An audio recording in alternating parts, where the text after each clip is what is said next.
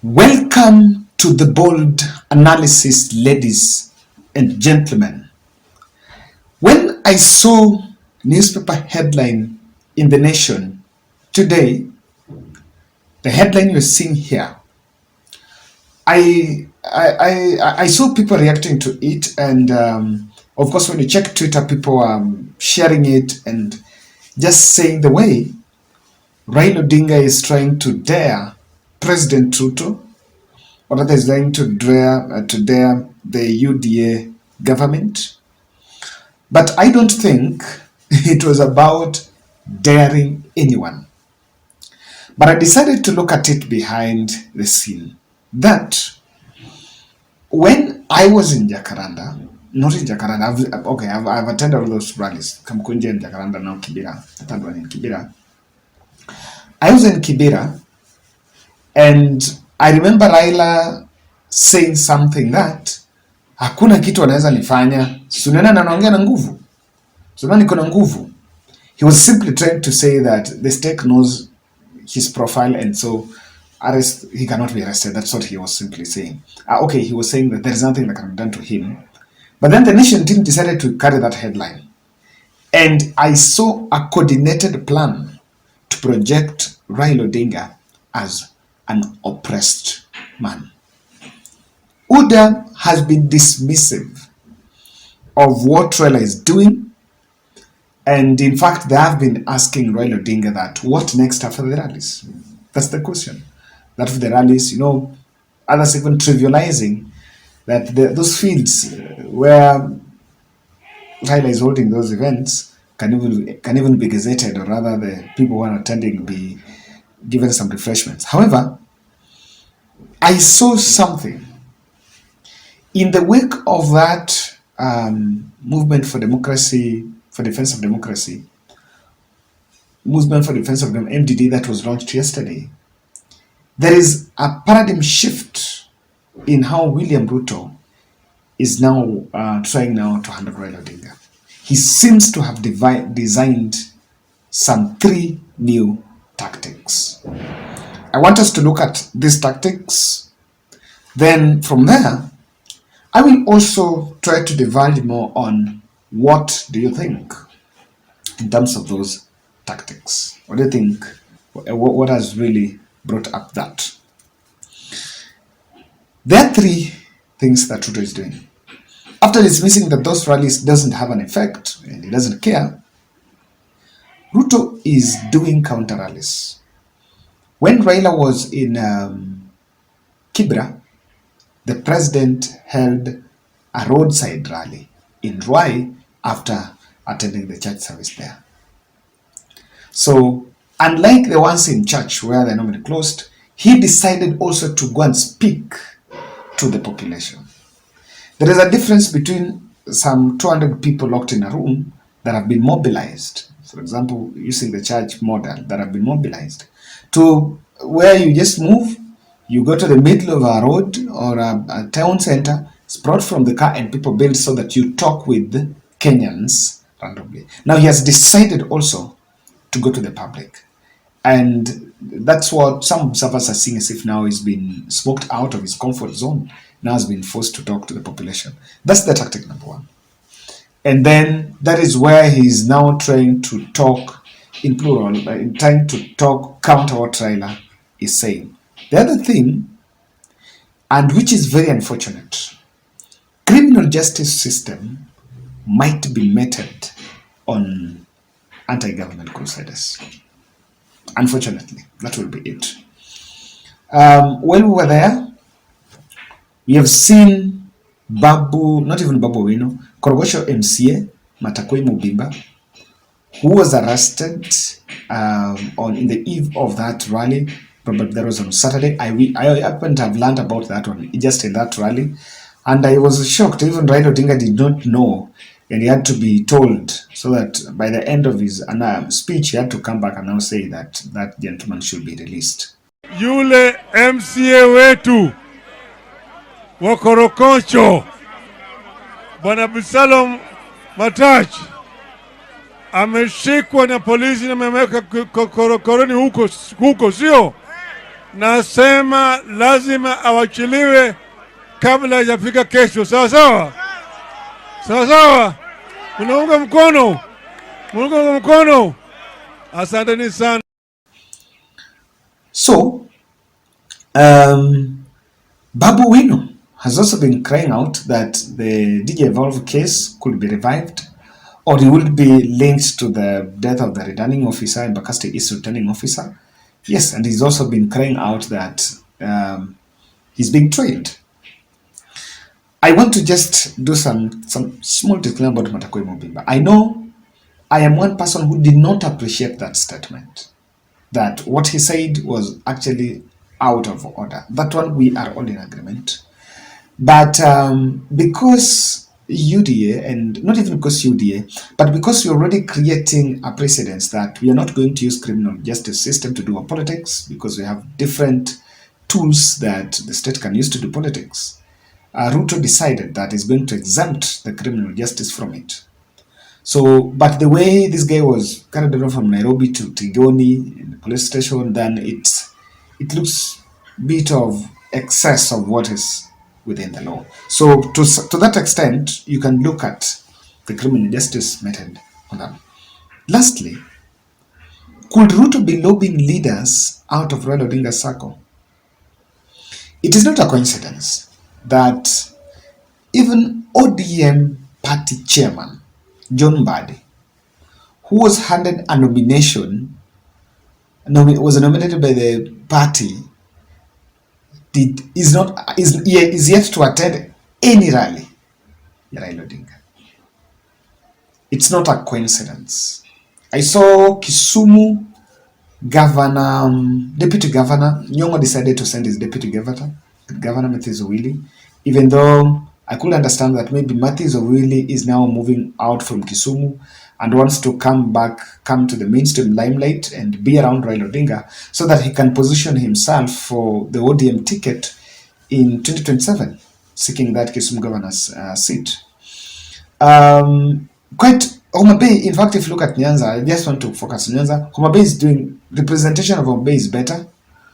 Migori, no. It's not a coincidence that even Junet Mohammed is yet to attend a single rally. And it is not a coincidence that Jubilee Wing have decided, the Sabina Cheges, have decided to side with William Ruto, even though Ruto has been on revenge mission against the former president Uhuru Kenyatta. It's not. So I look at those three tactics. As I say that,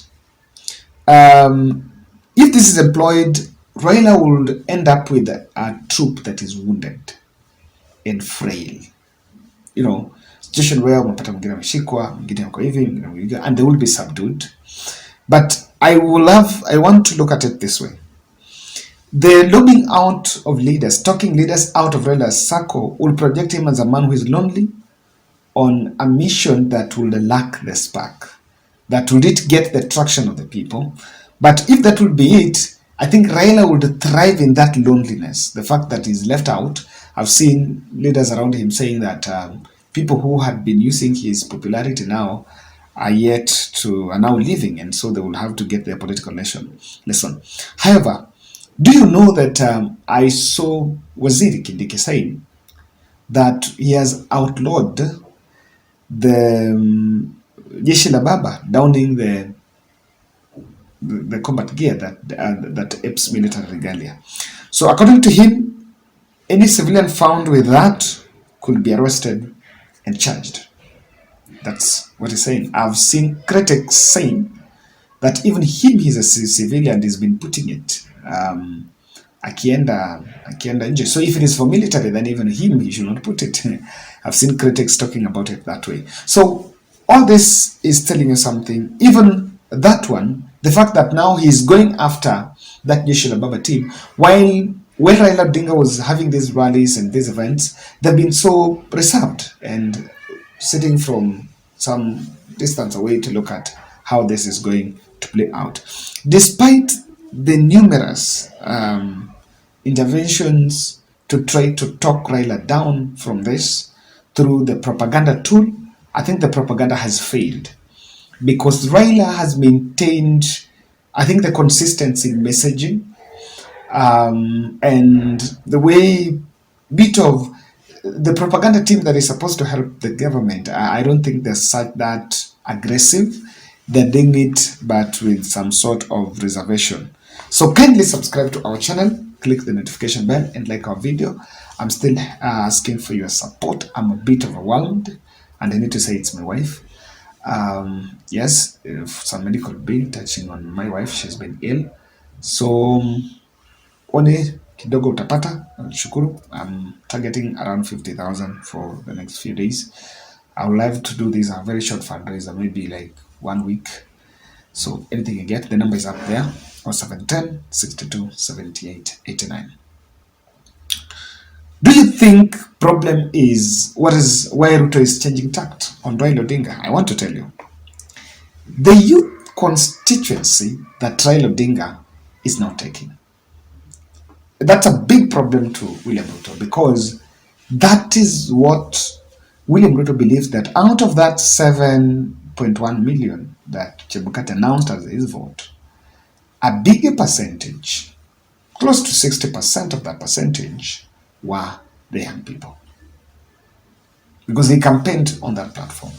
So the youth constituency is a big worry, and the way it is being mobilized, caucusing university students here and there, caucusing the ODM youth party wing, different party wings, or caucusing the community-based models or other groupings. And that youth constituency is a very big threat to President Ruto, because if you were to mobilize that group and they want to push you, you can't kill all of them. Even if you are to now neutralize them, you cannot shoot all of them. You cannot deal with the whole of that group. And it's one that is, it's highly informed. That is a group that have internet awareness. Internet penetration in this country is high. Thanks to the former regime, they really tried to increase the internet penetration. And it's also uninformed. It's also millennials. And they are the people that carried aspirations. Government is not really doing enough for them. The other thing is, I think the state could be getting wary of Raila, that they don't need to underestimate him because of his recent foreign forays. He was in South Africa, met the South African president. I know he's been doing it in his capacity as AU infrastructure. Then came back, was in Nigeria, got really some good audience there, was in Senegal, and he's been trying to talk to Africa about the issues of election and here and there. To the way he's elevating the discussion at the African continent makes the state will realize that, look here, this man will attract a bit of international support from other people. So you cannot underestimate what he's doing, because someone might even think, well, if we leave this to go and Raila seems to be getting his footprints out there, then how about if it is reinforced? They are also feeling that what he's trying to do out there, he's also maybe mobilizing resources, and that will fund, will help support such a group or such a mission. So that to me is also a speculation where they will think about Raila. The other thing here is, I think Ruto is serious when he says that he feels Uhuru is still with Raila Odinga. I know we as the analyst and the population is really trying to sieve the information and agree that it's true. If you look at supporting a rally, even facilitating a rally, my position has been that, so if Raila is being paid, financed to come to the rally, but then who is financing the young people who are coming to attend the rally? And I realize that the issue of going profiling financiers is misdiagnosis, because the problem is not maybe one person being paid or one person being facilitated. The issue here is the questions of Kenyans that are going there. Yes, maybe Uhuru is funding Raila, let's agree. But then who is funding the population to attend? Very simple question. The person funding the population is the state. And the way they are funding it with anger and hunger. When that's the funding they're getting, wanapata njaa na wanakasirika. So when they get that opportunity to vent their frustrations and speak out their hearts, they came out. So perceived Uhuru shadow gives them saying that, look here, it's not easy. I know someone was giving me a whisper that came in here, someone asking, don't you think hata kunyang'anya Uhuru securities have to do with what Raila is doing and there, that maybe anaweza donate some of his security to Raila. So there have been all those discussions, but I don't think it will get to that point. I think Ruto have realized that the population, there is a pain among the population. It's because of cost constraints. It's as simple as that. There is a pain in the population everywhere. Today I went to buy, yes, nilikuwa na buy dawa, as I say, and the chemist guy akaniambia nimlipe cash. So I was like, I was insisting, lazima nikulipe na M-Pesa. Akaniambia hiyo pay bill usilipe nayo because sijui pesa ikiingia kuna yenye inakatwa. I don't know, I'm not into business. People are in business can tell us. But then that was number one. Number two, he was also telling me, but nilipe tu na cash. Kenyans are going back to cash. Why? They're avoiding the transaction because someone says atakatwa ukilipa na M-Pesa. You know, so there is a pain. There is the tax on water that pain the population tells the president that, look here, don't despise Raila. People listen to what he's saying. And again, government is not offering solutions fully. And they are not there. And that's the reality, that they cannot solve it, everything overnight. Ladies and gentlemen, that's my take. Thank you. Let's meet in the next. I'm going to tell you a very interesting analysis that I want you to miss. So make sure you subscribe.